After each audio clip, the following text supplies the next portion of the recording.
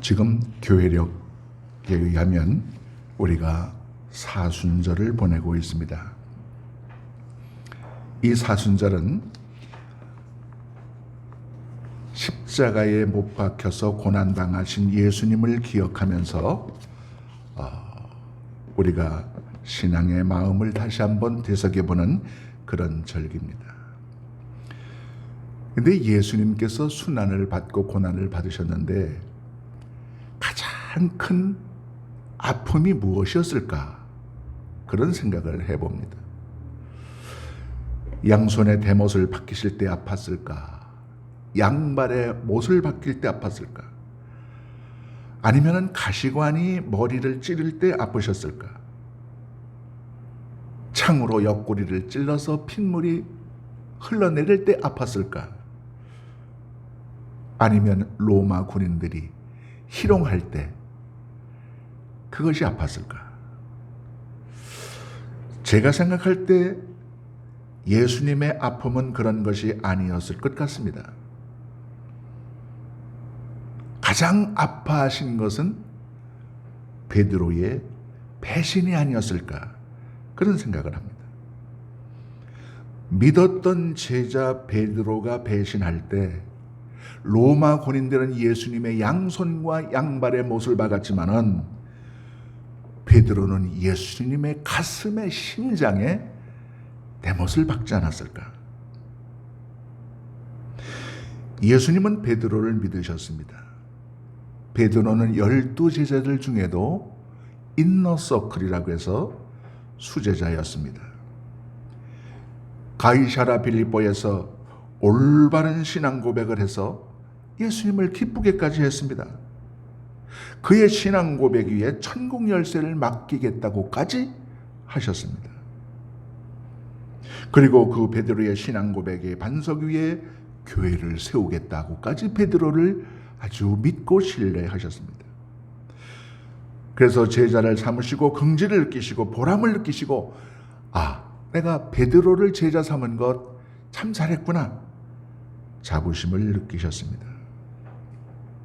그런데 오히 정작 예수님께서 십자가 지시고 고통당하실 때는 베드로는 도망갔어요? 예수님을 모른다고 부인했어요? 겟세마네 동산에서 피땀 흘려 기도하실 때 잠을 잤어요? 마지막 순간에는 예수를 저주하면서 내가 저 사람은 알지 못한다 부인했어요. 그런 베드로를 보면서 예수님이 얼마나 가슴이 아프셨을까? 십자가의 고통보다 더 큰 대못을 베드로가 박지 않았을까? 그런 생각을 합니다. 베드로의 배신과 예수 그리스도의 아픔을 통해서 순환절기를 지키면서 우리가 신앙을 조명해 보려고 합니다. 첫째로 마가복음 14장 54절에 나타나죠. 멀찍이 쫓아가는 베드로입니다. 여러분, 이 멀찍이 쫓아갔다고 했는데 이 멀찍이라는 거리가 어느 정도 될까요? 아마 저만치 예수님이 보이는 거리였을 겁니다. 그리고 예수님께서 고통당하면서 아픔의 그 신음소리가 들리는 거리였을 겁니다. 아마 멀찍이 가까이는 50m, 좀 멀리는 100m 뒤에서 예수님을 따라가지 않았을까. 근데 이 거리는 세 가지 의미의 거리입니다. 첫째는 물리적 거리입니다. 멀찍이는 세 분리하면 도망갈 수 있는 거리입니다. 너도 예수 따라다니는 제자네? 그러면 난 아니야 하면서 도망갈 수 있는 거리가 이 멀찍이 50m 내지 100m. 그런가 하면 심리적인 거리입니다. 내가 예수님 당신의 십자가 지는 고난은 따라갈 수 없습니다. 그런가 하면 세 번째는 신학적인 거리입니다. 당신이나 메시아 하시오. 당신이나 하나님 노릇하시오. 나는 죽더라도 당신은 죽더라도 난 당신과 함께 도매금으로 죽는 것일소. 이 거리가 바로 예수를 멀찍이 쫓아갔던 베드로의 현재 심정입니다. 여러분, 주님과 나 사이의 신학적 거리가 얼마인지 자문해 보십시오. 우리가 주님의 고난에 동참할 때 그 거리는 좁혀집니다. 고난은 피하고 영광만 얻으려고 할 때 주님과 나 사이의 신학적 거리는 멀어질 수밖에 없습니다. 교회가 잘 되고 문제가 없어지고 모든 일이 막 그냥 으쌰으쌰 할 때는 많은 사람들이 얼굴을 내밉니다. 그러나 정말 힘들고 어려울 때는 외면해요. 그것이 바로 신학적 거리입니다. 멀찍이 주님을 쫓아갔던 그 베드로는 딴 사람이 아닙니다. 주님이 고난을 받던 말던 나와 무슨 상관입니까? 멸시천대 십자가는 당신이 지시오. 당신은 그 일 때문에 세상에 오지 않았습니까?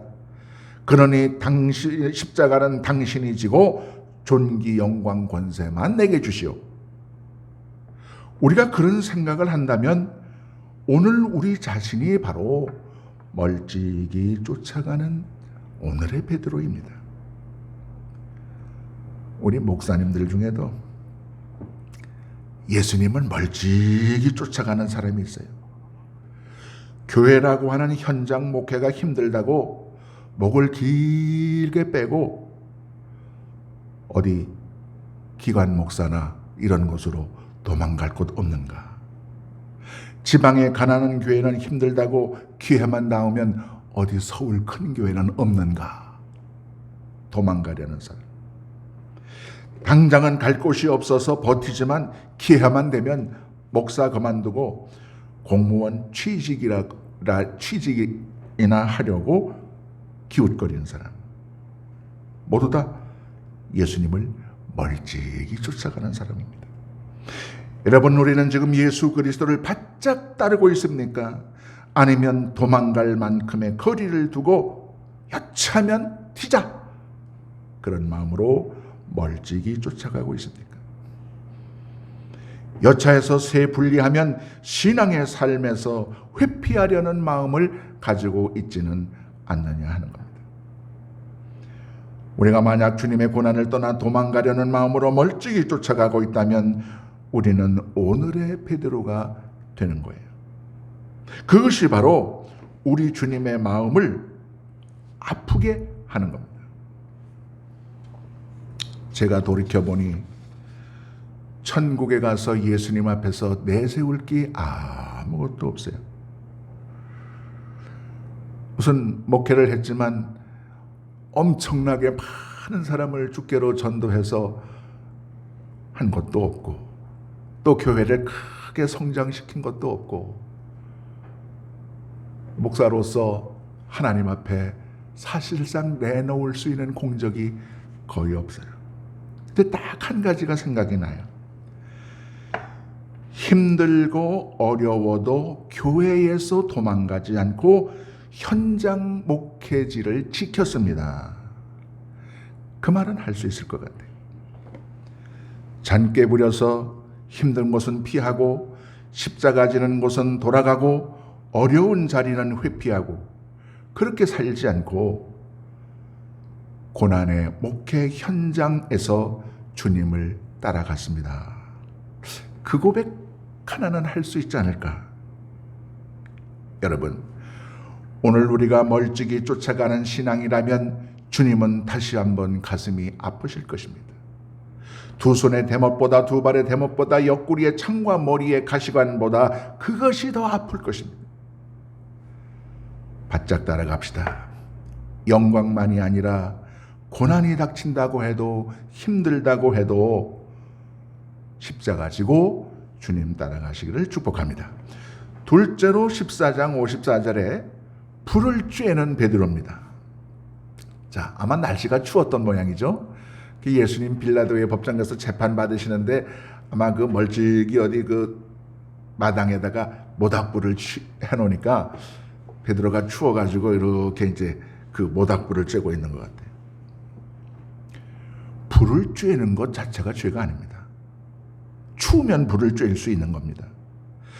근데 지금 상황을 보세요. 3년 동안 따라다녔던 생사고락을 같이 했던 스승 예수님께서 죄 없이 수갑을 차고 연행되고 있습니다. 명색이 수제자라면 자신이 변호에 나서야 될 것 아닙니까? 증인으로 나서야 될 것 아닙니까? 로마의 군인들 앞을 가로막으면서 이분은 죄 없습니다. 내가 압니다. 3년 동안 내가 따라다녔는데 이분은 죄 없습니다. 그렇게 예수님을 변호해야 되는데 예수님은 잡혀가게 내버려두고 자기는 멀찍이 서서 팔짱 끼고 추워서 불을 쬐고 있어요. 스승인 예수는 죽느냐 사느냐 생명이 오락가락하는 순간에 베드로는 육체적 추위만을 생각했어요. 스승 예수의 목숨보다 지금 내가 이 순간 추운 게 먼저였습니다. 자, 6.25 때라고 합시다. 우리가 다 6.25 때로 돌아갔어요. 공산군이 내려와서 예수 믿는 목사들 잡아간다고 이용렬 목사를 잡아갔어요. 거기에 이제 부목사님, 전도사님, 우리 목사님 공산군에게 끌려갔다고 하면서 이제 멀찍이 따라왔어요. 그런데 임준영 목사님하고 심정열 전도사님을 내가 슬쩍 돌아다보니까 저기 한 100m쯤에서 배고프다면서 길거리에서 햄버거를 우적우적 먹고 있어요. 그게 뭡니까? 어차피 공산당에게 끌려가서 목사님은 총살 맞아 죽을 거니까 죽을 사람은 죽더라도 살 사람은 먹고 살아야 되지 않겠는가? 그러면서 콜라까지 또 맛있게 꿀꺽꿀꺽 마십니다. 만약에 제가 그 모습을 돌아다 보았다면 어떤 생각이 들었겠습니까? 내가 저 양반들을 부목사 전도사로 데리고 일을 했다니. 아마 그 배신감에 가슴이 엄청 아팠을 거예요.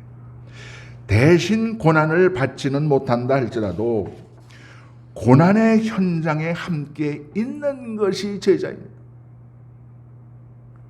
지금은 순환절기입니다. 나를 위해 모닥불을 쬐는 신앙이 아니라 주님을 위해서 나를 버리는 마음을 가져야 합니다. 셋째로 14장 66절 이하에 나타나는 비겁한 불신앙자 베드로입니다. 자, 이런 경우를 한 번 더 가정해 봅시다. 제가 집사람과 함께 약혼 시절 이제 데이트를 합니다. 그런데 깡패가 서너 명 다가오더니만 갑자기 시비를 걸면서 저를 때리고 넘어뜨립니다. 입술이 터지고 눈알이 튀어나오고 문매를 맞고 쓰러져 있습니다. 근데 깡패들이 나와 같이 데이트하던 집사람의 손목을 확 낚아채더니 저 남자가 너의 애인이냐? 만약에 애인이라고 한다면 그 자리에서 아마 봉변을 난 것 같아요.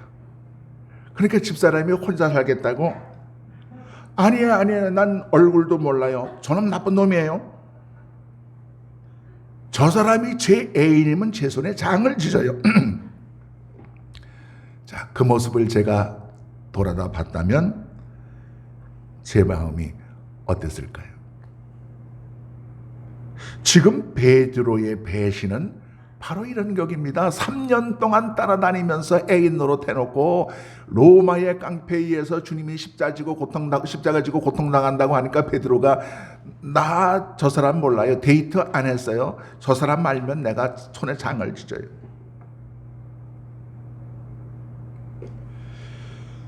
한 걸음 더 나가서 예수 그리스도를 부정했다고 하는 것은 진정으로 예수 그리스도를 구세주로 믿지 않았다는 증거죠. 죽어도 다시 살리시는 부활의 주님으로 믿지 못했다는 증거입니다. 평소에는 1등 제자였고 믿음이 있는 것 같았는데 자신의 신변에 어려움이 닥치니 그 불신앙이 다 드러났다는 말입니다. 역경의 순간에도 신앙을 잃지 않고 지킬 때에 그가 진정 주님을 따라가는 새벽을 깨우는 신앙인이 되는 겁니다. 넷째로 71절에 베드로가 3번에 걸쳐서 예수를 부인했다는 말씀입니다. 자, 첫 번째 부인, 능청을 떱니다. 난 아니에요. 난 몰라요. 70절에 2번째 부정합니다. 71절에는 3번째 부인하는데 예수를 저주하면서 맹세코 내가 이 사람은 모릅니다. 그러면서 부인을 합니다. 자, 3번 부인했어요. 완전한 부인입니다. 실수가 아닌 의도적으로 부인한 겁니다.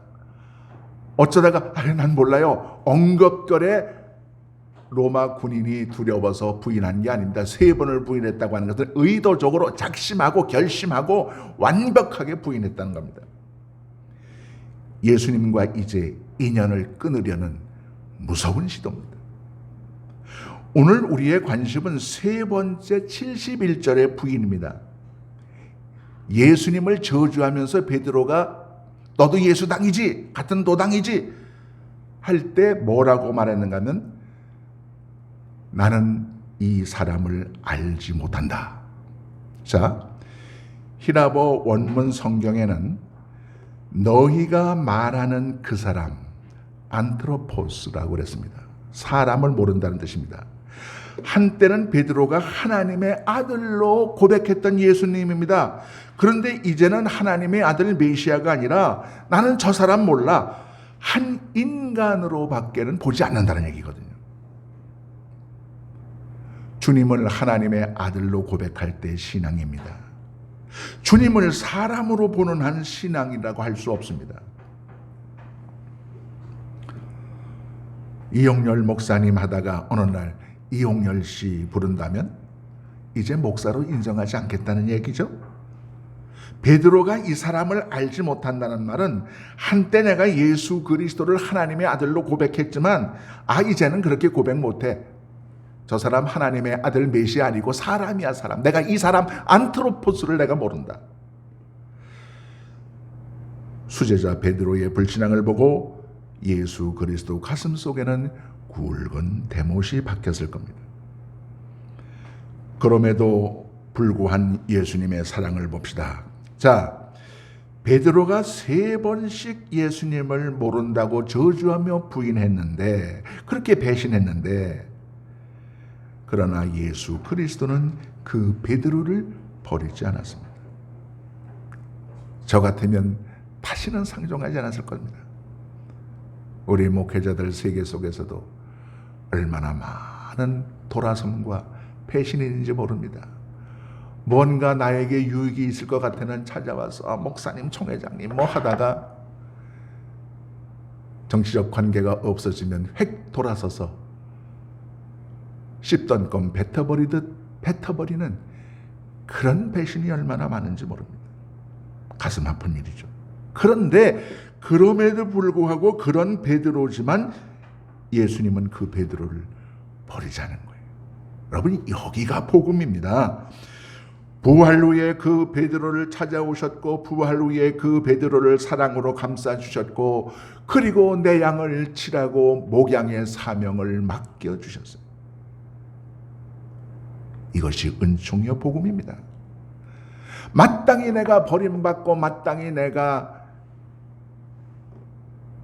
내쳐져야 할 그런 순간임에도 불구하고 예수님 내 손 잡은 거 놓지 않으시고 끝까지 사랑으로 찾아와 주시는 그것이 은총이고 복음입니다. 우리는 주님을 부인할지라도 그분은 우리를 부인하지 않습니다. 우리는 주님을 모른다 할지라도 그는 끝까지 우리를 안다고 하십니다. 우리는 그분을 배신할지라도 그분은 죽음으로 우리와 의를 지키십니다. 그래서 십자가에 죽으시면서까지 자기를 배신했던 베드로와 제자들을 용서하시고 구원으로 이끌어 주신 겁니다. 그래서 참 좋으신 예수님입니다. 그 후에 베드로는 어찌 되었나요? 끝내 베드로를 미워할 수만은 없습니다. 실수와 배신으로 점철된 그의 신앙 이력이지만 그는 끝내 예수 그리스도를 위해서 로마에서 순교의 이슬로 사라진다고 합니다. 순교하면서 그는 나는 예수님을 부인했던 죄인입니다. 전설에 의하면 차마 똑바로 서서 죽을 수 없었습니다. 그래서 거꾸로 매달아